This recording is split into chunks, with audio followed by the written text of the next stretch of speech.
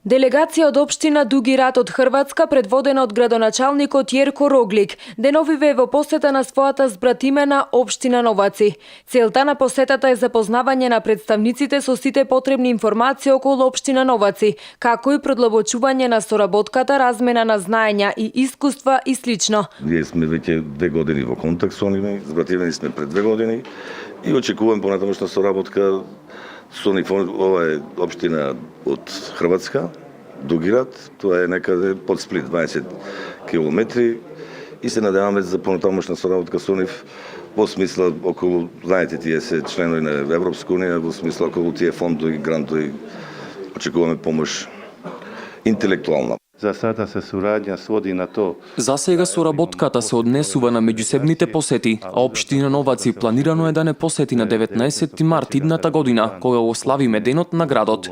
Исто така се надеваме и на соработка околу искористување на европските фондови за големи проекти, кои ќе бидат од огромно значење и за општина Новаци и за општина Дуги Рат. По први пут сам оде у Македонiji.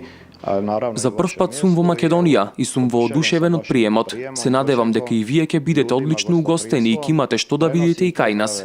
Ние сме општина која излегува на море и се надеваме дека вашите граѓани ќе доаѓаат на одмор и дека соработката ќе продолжи и понатаму. И двочлена делегација од општина Новаци, предводена од градоначалникот Лазар Котевски, минатата година ја посети збратимената општина Дуги Рат од Хрватска.